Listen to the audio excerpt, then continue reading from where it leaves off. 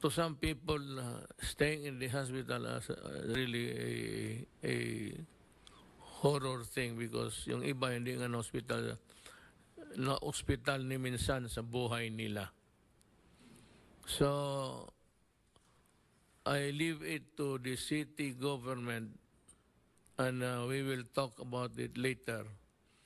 Itong mga hotel na bakante, total pagkatapos yan, you can always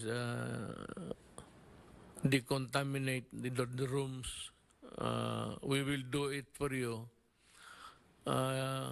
Arrange with the hotels na pwede mo munang gamitin lalo na sa panahon na ito.